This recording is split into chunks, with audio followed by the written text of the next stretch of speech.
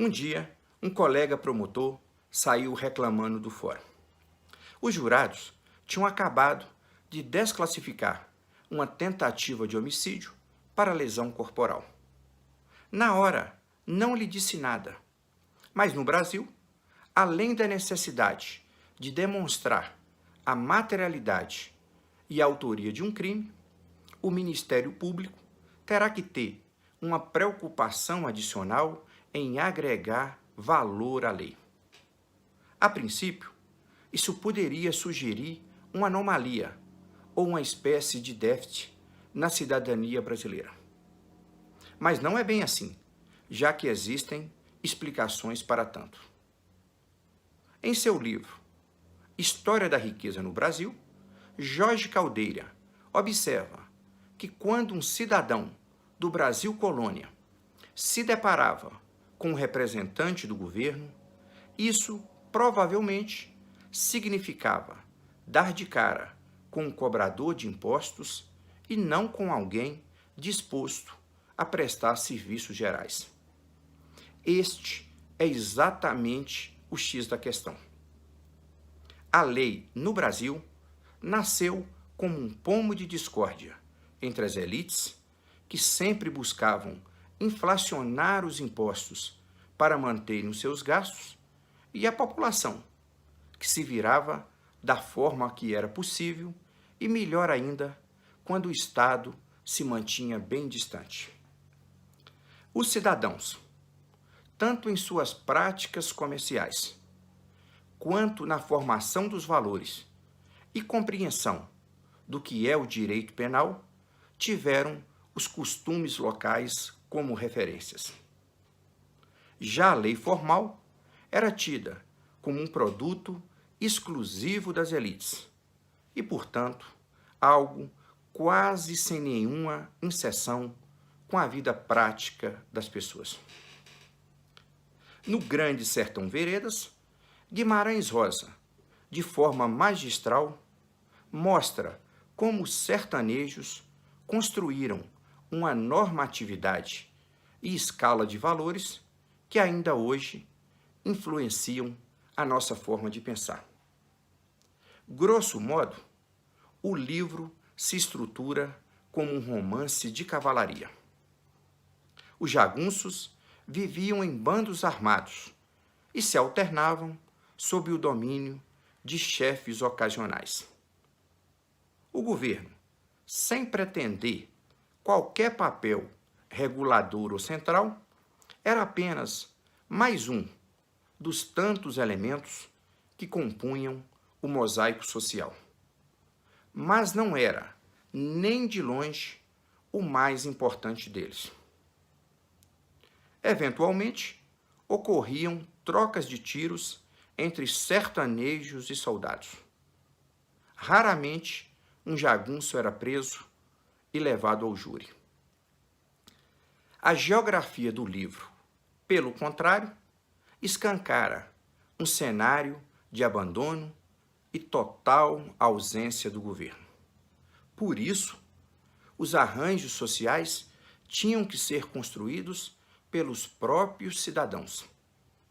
A ideia do que é certo e errado se formava nessa correlação de forças. Guimarães Rosa, com uma assertividade única, discorre sobre os contornos desse sistema de justiça. Um dos líderes da jagunçagem, Medeiro Vaz, quando moço, recebeu fazenda, mas vieram as guerras e os desmandos de jagunços. Tudo era morte e desrespeito carnal das mulheres casadas e donzelas. Por isso, ele resolveu atear fogo à sede da sua própria fazenda, espiou até o voejo das cinzas.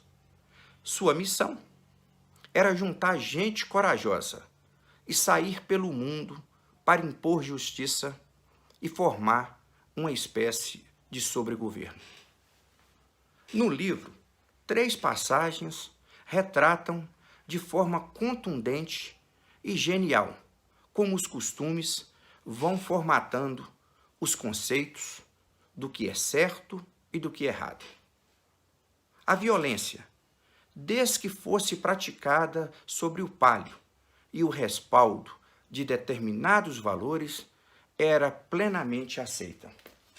Riobaldo diz ao interlocutor: um rapazinho no Nazaré foi desfeiteado e matou um homem.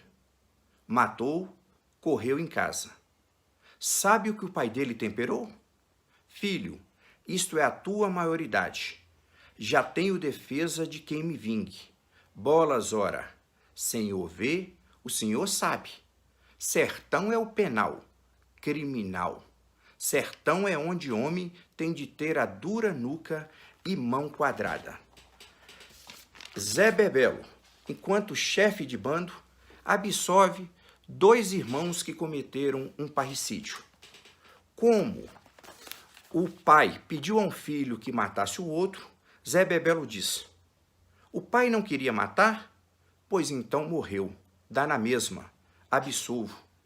Tenho a honra de resumir circunstância dessa decisão, sem admitir apelo nem revogo. O interessante do caso é que os homicidas enfeitaram a foice que utilizaram no crime com embirra e flores e responderam a Zé Bebelo que fizeram isso em padroeiragem a Nossa Senhora e para que a santa perdoasse as condutas deles. Medeiro Vaz, que também tinha um costume de mandar os inimigos à forca, toda noite, antes de dormir, rezava o terço. Os jagunços, portanto, amoldavam uma religiosidade sui generis às suas condutas. Mas a passagem mais emblemática do Grande Sertão Veredas sobre os conceitos de justiça e lei ocorre no julgamento de Zé Bebelo. O jagunço é preso em combate e levado com as mãos amarradas para ser julgado sob a chefia de Joca Ramiro. O julgamento ocorre na fazenda do Dr. Mirabeau de Melo. Antes de falar, Zé Bebelo pede que as suas mãos sejam desatadas. Ele tinha plena consciência da força comunicativa do corpo. A compreensão sobre as potencialidades de cada arena discursiva é indispensável aos expositores. Participei de um júri em Congonhas em que havia uma grande expectativa quanto à fala do advogado. Mas o defensor iniciou a sua exposição mostrando um vídeo sobre erros judiciários que não tinham qualquer relação com os autos.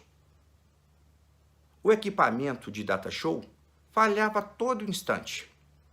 E isso esfriou as expectativas que se consolidam ou não nos minutos iniciais.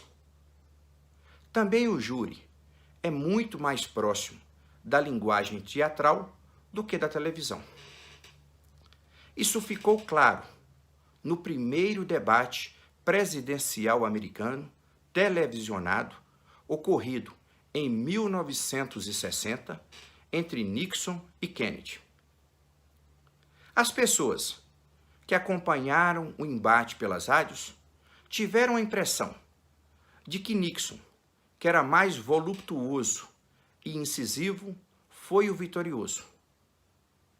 Mas, como ressalta Paulo Francis, os novos telespectadores deram a vitória maciça a um Kennedy, que falava de forma reta e sem as inflexões habituais de orador emocionado.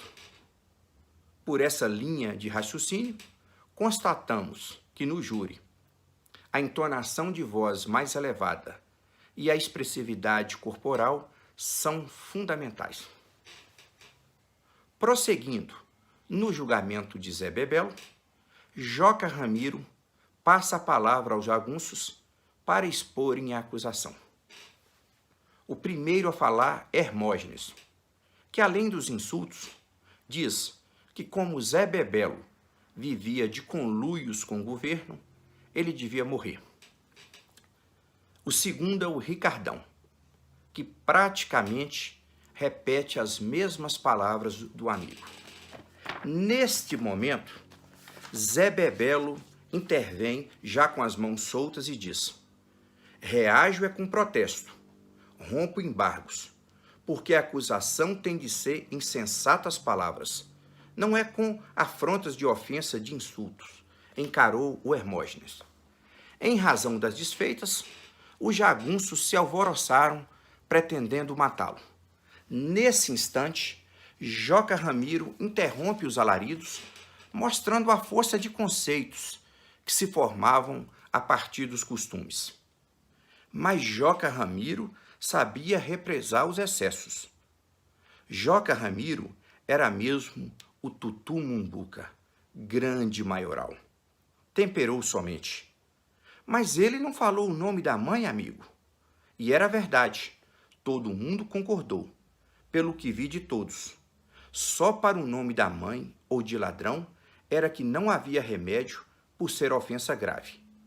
Com Joca Ramiro explicar assim, não havia jagunço que não aceitasse o razoável da ponderação. O relembrado, o Hermógenes mesmo, se melou na atrapalhação das ligeirezas. Zé Bebelo, percebendo a movimentação do julgamento, aproveitou para mudar o aspecto, para uma certa circunspecção. Se via que ele pensava a curto ganho no estreito, por detrás daquele sonsar. Trabalho de ideia em aperto, pelo pão de salvar sua vida da entrosca. Os votos seguintes, de Sô Candelário e Titão Passo, são importantes para entendermos os conceitos de justiça e lei dos sertanejos. Diz o primeiro: crime? Crime não vejo, é o que acho. Que crime? Veio guerrear, como nós também, perdeu pronto. Crime que sei é fazer traição, ser ladrão de cavalos ou de gado, não cumprir a palavra. Titão Passo, que já havia sido jurado em Januária, diz: o que eu acho é que é o seguinte, que esse homem não tem crime constável. Pode ter crime para o governo, para delegado e juiz de direito, para tenente de soldados. Mas gente é sertanejos ou não é sertanejos?